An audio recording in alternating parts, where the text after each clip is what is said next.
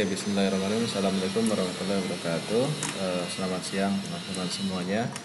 Pada kesempatan siang hari ini saya akan mencoba menjelaskan materi tentang alat ukur dan pengukuran. Pada kesempatan siang hari ini saya akan menyampaikan materi tentang efek pembebanan atau loading effect. Nah, sebelum masuk ke materi, terlebih dahulu saya akan mereview kembali apa yang sudah kita pelajari sebelumnya. Di pertemuan yang terakhir kita sudah belajar tentang voltmeter arus arah ya, atau voltmeter DC ya. Kita sudah belajar tentang voltmeter DC. Kemudian di materi ini kemarin kita sudah belajar dan sudah diperkenalkan terkait dengan rangkaian dasar voltmeter, termasuk juga diantaranya voltmeter dengan batas ukur yang banyak ya, yang disebut dengan voltmeter rangkuman ganda. Jadi di dalam satu voltmeter, tetapi voltmeter tersebut dia memiliki beberapa batas ukur gitu ya. Misalkan di sini ini adalah rangkaian dasar untuk voltmeter untuk yang rangkuman ganda ya. Rangkaian dasar voltmeter rangkuman ganda. Di sini ada V1 misalkan untuk batas ukur yang pertama, V2 untuk batas ukur yang kedua, V3 untuk batas ukur yang ketiga, dan V4 untuk batas ukur yang keempat. Jadi seperti itu. Nah, kemudian kemarin juga sudah saya kasih contoh soalnya ya terkait dengan voltmeter rangkuman ganda ini. Misalkan di contoh kasus yang pertama ini ada sebuah rangkaiannya seperti ini. Kemudian teman-teman diminta untuk merancang sebuah voltmeter, kemudian merancang sebuah voltmeter dengan RM ini adalah hambatan dari galvanometernya ya, atau PMMC-nya yang ini. Kemudian RM-nya bernilai 100, kemudian arus skala penuhnya 1 mA. Jadi arus yang masuk ke galvanometer atau PMMC itu dia 1 mA. Jadi ketika arus yang masuk sudah sampai 1 mA, maka si galvanometer atau PMMC-nya dia akan mengalami defleksi penuh ya, tidak bisa mengalami defleksi lagi. Kemudian kalian diminta untuk merancang sebuah voltmeter rangkuman ganda dengan batas ukur 0 sampai 10, 0 sampai 50, 250 sampai dengan 500. Jadi kalian diminta untuk mencari berapa nilai R4 ini, R3, R2 dan R1 ya. Berapa nilai R1, R2, R3 dan R4 supaya nanti voltmeter yang dihasilkan memiliki batas ukur 0 sampai 10, 0 sampai 50, 250 dan 500 volt ya. Oke. Caranya sederhana ya. Kalian tinggal tentukan saja atau cari nilai hambatan RS-nya ya, hambatan pengali untuk masing-masing batas ukur. Misalkan kita mulai dengan batas ukur yang paling kecil adalah 10 volt ya. 0 sampai dengan 10 volt. Kita masukkan ke rumus voltmeter. RS sama dengan V ini V batas ukur ini ya. V batas ukur berarti nilainya adalah 10. V dibagi dengan IC. IC ini adalah arus yang masuk ke sini ya. Kalau di gambar ini kebetulan IM ya. Tapi pada intinya sama. Arus yang masuk melewati RM ya. V dibagi dengan IC dikurangi dengan RC atau RM lah, sama saja. Oke, untuk batas ukur yang pertama, batas ukurnya adalah 10 volt ya, 0 sampai 10 volt. Jadi tegangan maksimalnya itu adalah 10 volt. 10 volt dibagi dengan IC. Nanti pada saat dia 10 volt, arusnya berapa? Arusnya ya kita gunakan arus skala penuhnya atau 1 mA. Dikurangi dengan RC-nya adalah 100 ohm ya. Ini 10 volt dibagi dengan 1 mA min 100 ohm. Nah, ini kalau kita mau langsung bagi itu bisa ya, tapi ini supaya mungkin beberapa pada menanyakan kok tiba-tiba dapat segini gitu ya. Ini milinya dijadikan ampere ya, jadi 10 dibagi dengan 10 pangkat min 3, ini naik ke atas sehingga menjadi 10.000 dikurangi dengan 100, nanti diperolehlah 9.900 ohm. Nah, jadi dari perhitungan ini maka nanti kita dapatkan bahwa untuk mendapatkan voltmeter dengan batas ukur 0 sampai 10 volt, 10 volt, maka nilai R4 itu adalah 9.900 volt atau 9,9 kilo ohm ya. Kemudian untuk batas ukur yang lain pengerjaannya sama ya. Yang berbeda adalah kalian tinggal ganti saja nilai V di sini ya. Ini V-nya tinggal kalian ganti sesuai dengan batas ukur yang diminta. Nah, sekarang batas ukur yang kedua yang diminta adalah 0 sampai dengan 50 volt ya. Berarti V-nya adalah 50 min IC 1 mA min 100. Ini sama dijadikan ampere sehingga nanti hasilnya 50, ini naik ke atas menjadi 50 kali 10 pangkat 3 ya, atau 50.000 dikurangi dengan 100 ohm, maka nanti diperolehlah ini 49.900. Nah, tadi di perhitungan yang pertama ini R4 sudah ada nilainya ya. Ini nilainya adalah 9.900 ya. Oh. Nah, perhitungan yang kedua kita dapatkan nilai ini ya. Ini kan ini 10 ya. Ini 10 volt, ya ini 50 ya. 50 volt. Jadi kita dapatkan nilai RS-nya, hambatan Sun-nya adalah, hambatan pengalinya adalah 49.900 ya. Jadi kita harus menghitung hambatan pengali dari, kalau ketika ini dihubungkan ke sini kan berarti kan resistor yang bekerja hanya yang R3 dan R4 ini ya. Nah, jadi total atau penjumlahan R3 dan R4 itu nilainya harus sama dengan 49.900 ohm, sehingga diperolehlah nilai R3-nya itu sama dengan yang ini dikurangi dengan yang ini. Hasilnya adalah 40 kilo ohm. Untuk yang ini juga pengerjaannya sama ya. Nanti kalian bisa dicoba sendiri. Oke, saya lanjutkan. Jadi untuk menentukan berapa hambatan pada voltmeter selain menggunakan cara yang tadi juga dapat kita hitung atau kita tentukan dengan menggunakan rumus sensitivitas voltmeter, di mana sensitivitas voltmeter itu persamaannya adalah 1 dibagi dengan arus skala penuh atau IDP. Kalau di contoh soal yang sebelumnya itu kan IDP-nya berapa? Ini kan IDP-nya adalah 1 miliampere ya. Berarti kalau kita diminta untuk mencari sensitivitasnya berarti 1 dibagi dengan 1 miliampere sama dengan 1 dibagi dengan 10 pangkat min 3 ampere atau sama dengan 1000.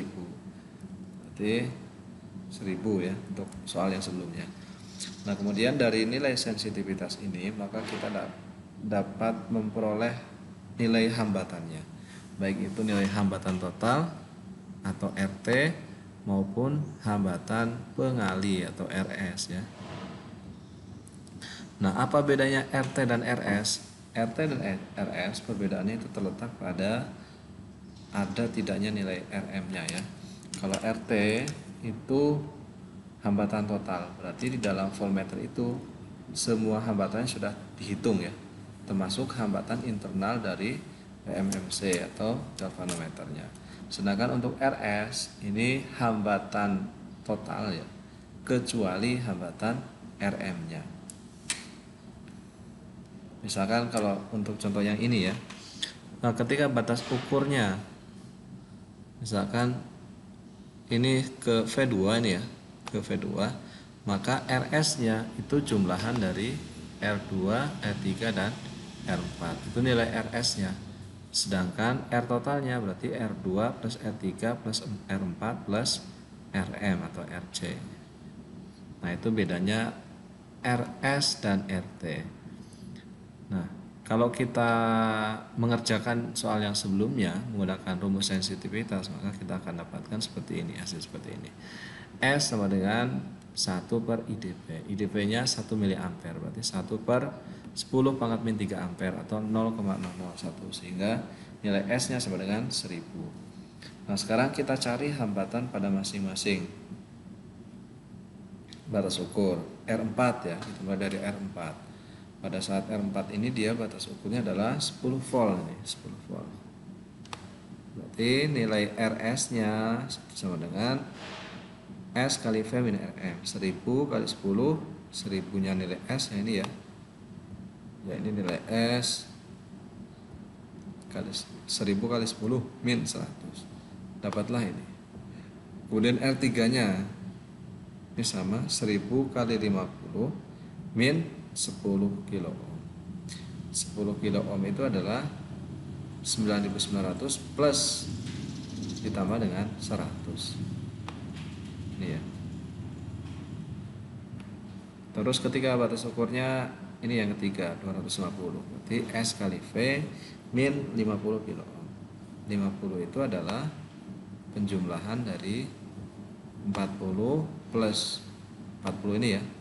40 plus ini plus hambatan internalnya sama dengan 100. Begitu juga yang R1 sama saja. Oke, sekarang kita akan mencoba mempelajari tentang efek pembebanan atau loading effect. Apa itu efek pembebanan? Efek pembebanan itu adalah tegangan drop ya, tegangan drop atau tegangan jatuh, atau bisa juga disebut dengan tegangan turun ya. Tegangan drop atau tegangan jatuh dalam rangkaian listrik, yang mana dia itu disebabkan oleh tahanan di dalam voltmeter. Peristiwa turunnya tegangan, yang mana dia itu turunnya disebabkan oleh tahanan atau hambatan yang ada di dalam voltmeter itu sendiri.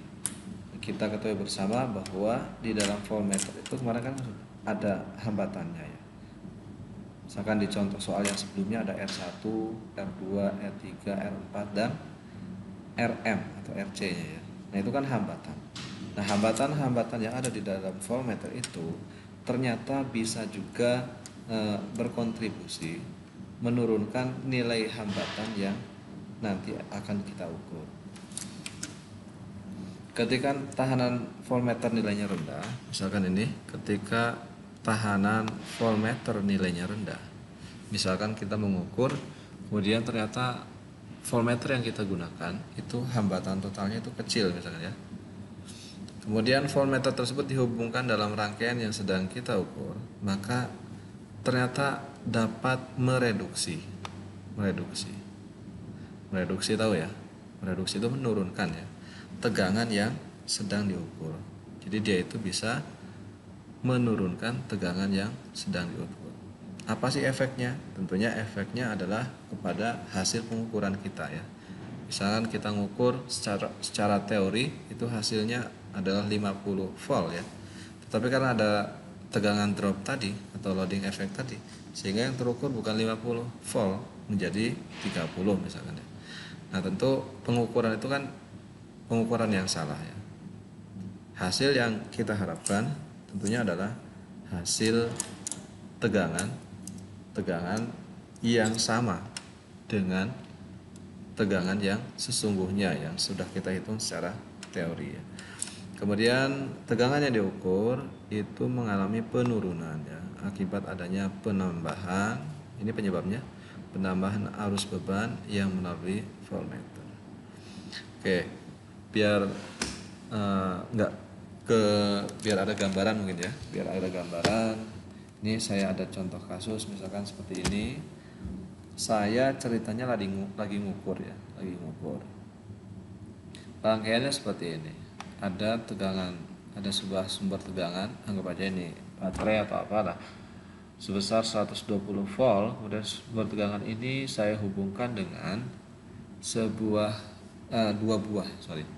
buah resistor. Ini ada R1 dan R2.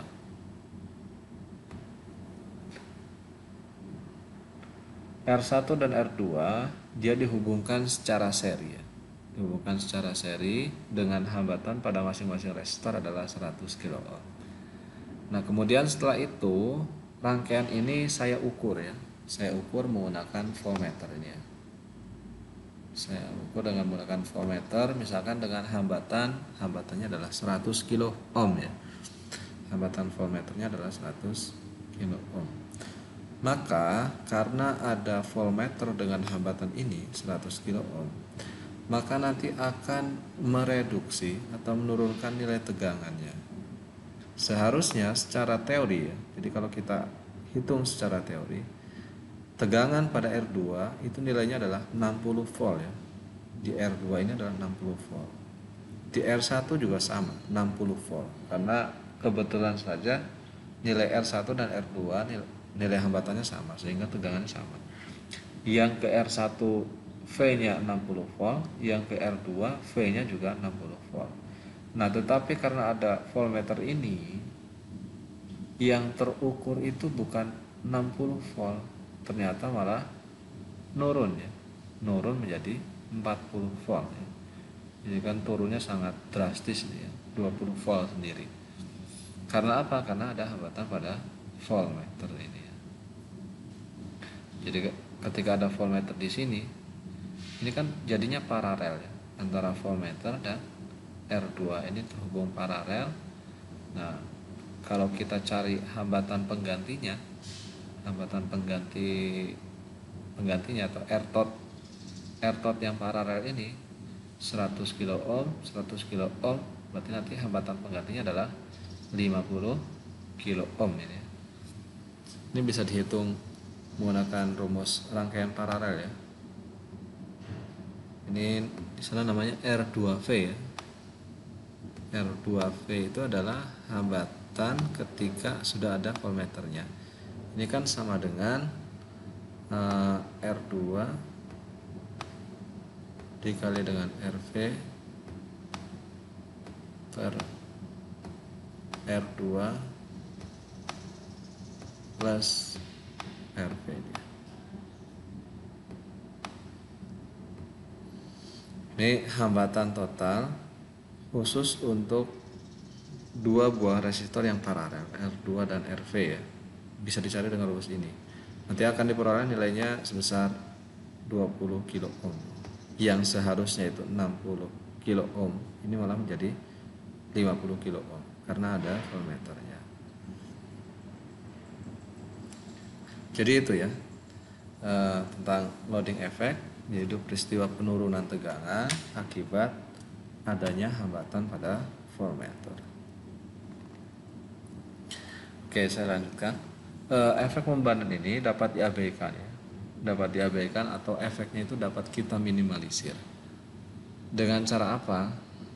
Dengan cara kita gunakan voltmeter yang mana dia itu memiliki tahanan yang tinggi ya. Jadi kita cari voltmeter ya, misalkan di lab cari voltmeter yang mana dia itu hambatan totalnya pada voltmeter itu lebih tinggi ya.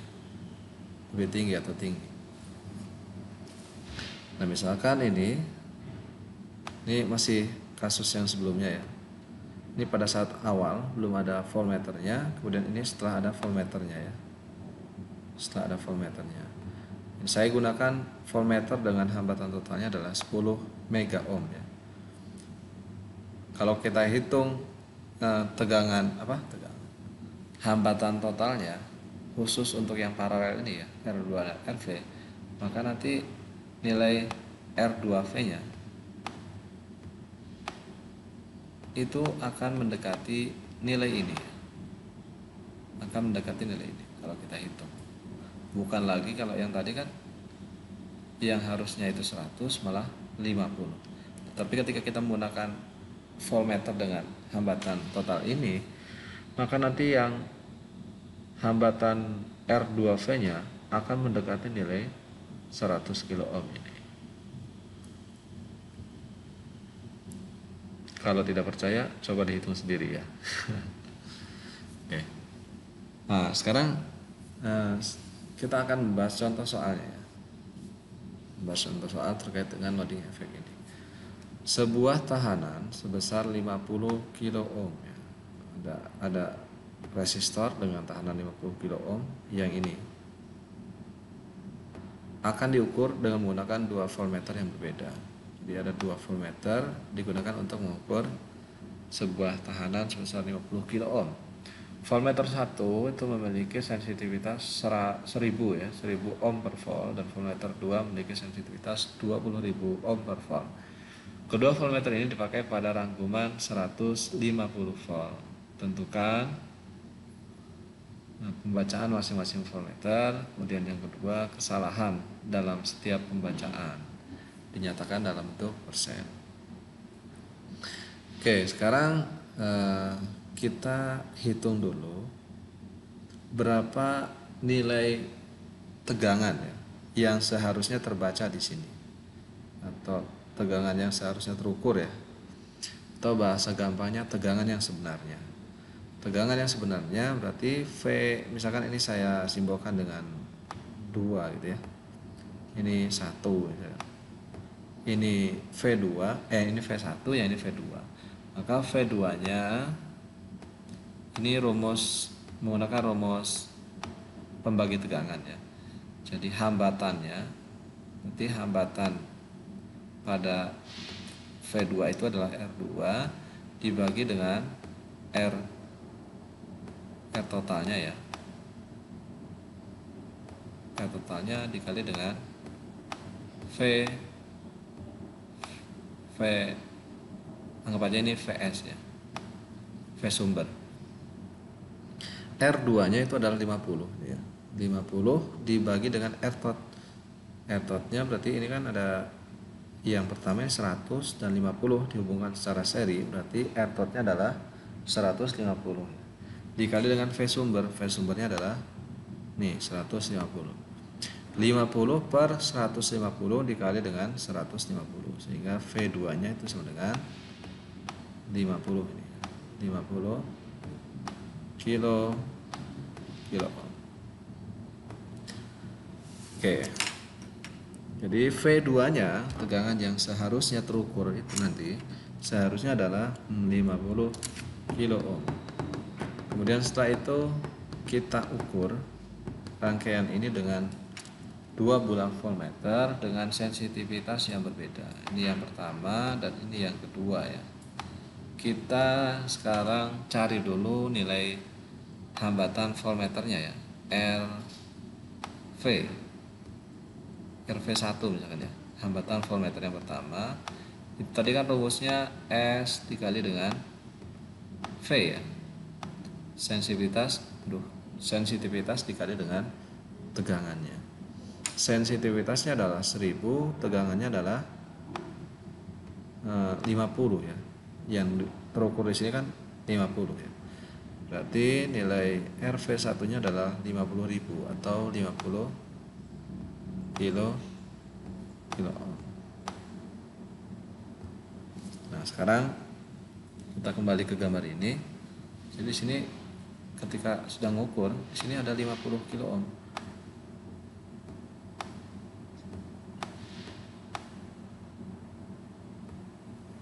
Kilo ohm. Nah, sekarang berapa yang terbaca pada ini, pada hambatan yang kedua? Berapa nilai V-nya? Berarti nilai V-nya, V yang terbaca sekarang itu adalah R2V.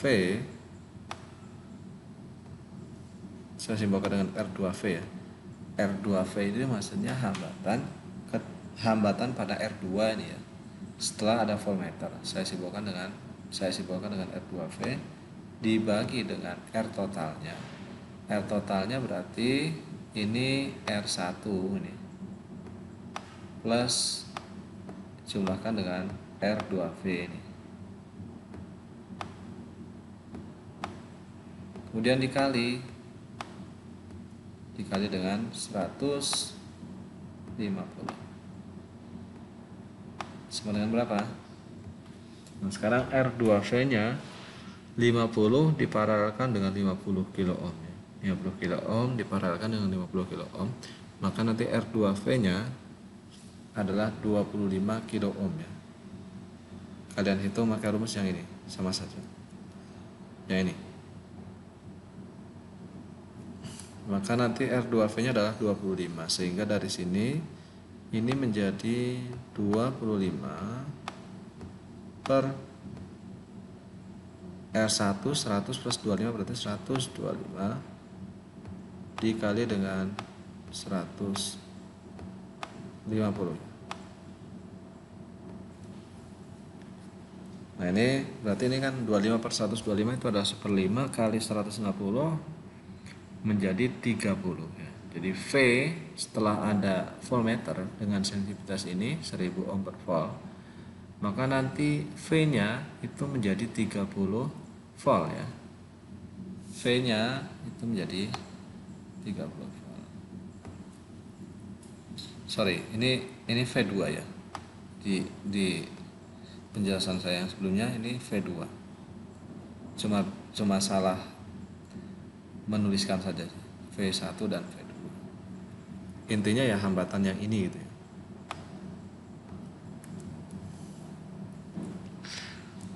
Oke. Nah, sekarang kita cari. Setelah itu kan kita sudah ketemu ya jawaban yang A. Ketika ada voltmeter yang pertama dengan sensitivitas 1000 ohm per volt, maka nanti yang terukur itu malah menjadi 30 yang seharusnya 50. Nah, sekarang kita cari berapa kesalahan pembacaannya. Kesalahan pembacaannya berarti kita harus tahu tegangan yang sebenarnya. Tegangan sebenarnya tadi sudah dihitung 50 ya. Tegangan terukur ini 30 dibagi dengan tegangan sebenarnya. Bagi 50 dikali 100. Maka kita akan dapatkan persentase kesalahannya adalah 40 ohm ya. Oke, kita sudah menjawab pertanyaan yang pertama dan kedua ya. Tapi hanya untuk yang voltmeter 1 ya. Untuk voltmeter yang kedua ini caranya sama dengan voltmeter yang pertama, tapi yang membedakan tinggal kalian masukkan saja nilai R total pada voltmeter yang kedua. Nanti kalau sudah kalian hitung, kalian akan dapatkan bahwa yang terbaca pada voltmeter yang kedua itu adalah 48,36 ya. Jadi lebih mendekati yang sebenarnya. Yang sebenarnya adalah 50 volt ya. Nah, ini semakin mendekati. Artinya errornya dia akan semakin kecil. Kalau kita hitung dengan rumus yang sama tadi, maka kita akan dapatkan persentase kesalahan untuk voltmeter yang kedua ini adalah 3,28 ohm. Oke, ini saya tambahkan sedikit terkait dengan pencegahan yang dilakukan ketika kita menggunakan voltmeter ya, atau apa saja sih yang harus diperhatikan ketika kita menggunakan voltmeter. Nah, yang pertama ini adalah periksa polaritas dengan benar ya. Kalau salah bisa menyebabkan voltmeter kesumbat dan jarum akan rusak. Nah, ini yang pertama. Jadi ketika kalian menggunakan voltmeter, kemudian kalian hubungkan dengan beban ya, dengan beban yang akan diukur, kalian perhatikan kemana si jarum ini akan menyimpang. Nah, ini ya. Ketika nanti bebannya ada tegangannya, maka nanti jarumnya ini kan akan menyimpang ya. Ketika dia menyimpang ke sini, ke arah kanan, berarti polaritas kalian sudah benar. Ini polaritasnya sudah benar. Tetapi ketika dia menyimpangnya ke arah sini, berarti polaritas yang kalian gunakan itu salah.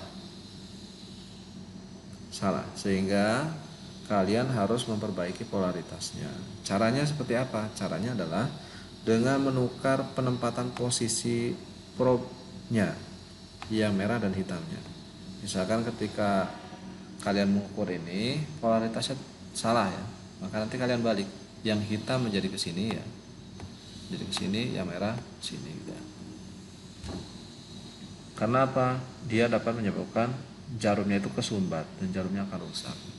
Nah, itu yang pertama. Kemudian yang kedua, hubungkan voltmeter secara paralel terhadap komponen yang diukur.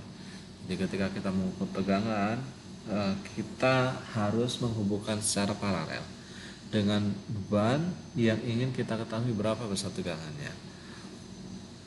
Kalau paralel itu kan berarti membuat cabang yang baru ya. Misalkan kita ingin mengetahui berapa besar tegangan pada R ini ya. Maka kita membuat cabang. Yang satu saya letakkan sebelum melewati R, yang satu setelah melewati R. Maka nanti kita akan dapatkan berapa nilai tegangan pada R ini. Kemudian nomor 3, bila menggunakan voltmeter rangkuman ganda, gunakan rangkuman tertinggi dan turunkan sampai dapat pembacaan naik yang baik. Jadi ketika kalian menggunakan voltmeter, misalkan ini ya, kalian harus perhatikan besaran yang kalian ukur itu apa, DC atau AC ya. Ini ada DCV, berarti ini untuk mengukur tegangan DC, atau ACV. Kalau ACV itu berarti tegangan AC. Kalian harus tentukan jenis tegangan yang kalian ukur, kemudian nanti selektornya diarahkan. Misalkan kalian mengukur tegangan DC, ya arahkan selektor ini ke arah DC. Kemudian setelah itu kalian gunakan rangkuman yang tertinggi. Jadi kalian gunakan batas ukur atau rangkuman yang tertinggi dulu. Setelah itu misalkan rangkuman tertingginya berapa, ternyata jarumnya belum menyimpang, kalian turunkan sampai nanti diperoleh pembacaan yang enak ya, enak untuk dibaca. Karena pada beberapa titik di dalam skala ini bisa jadi dia titik-titik skalanya agak rapat ya, dapat beberapa titik yang mana dia garis skalanya agak rapat sehingga akan buat kita sulit dalam membaca hasil pengukuran. Jadi kalian gunakan rangkuman yang tertinggi, setelah itu kalian turunkan ketika tegangannya belum terbaca ya. Kalian turunkan sampai nanti didapatkan pembacaan yang jelas dan baik ya. Kemudian yang keempat, hati-hati terhadap efek pembebanan ya. Efek yang barusan kita pelajari, efek pembebanan ini dapat diminimalkan dengan penggunaan rangkuman setinggi mungkin ya ini ya, dan sensitivitas yang setinggi mungkin juga. Nah, ini ada empat hal yang harus kita perhatikan ya ketika kita mengukur menggunakan voltmeter. Mohon untuk diingat-ingat ya. Oke, untuk video kali ini mungkin saya rasa cukup. Kita akan lanjutkan. Semoga bisa bermanfaat ya. Kita akan lanjutkan lagi video-video yang lain di waktu dan kesempatan yang selanjutnya. Terima kasih.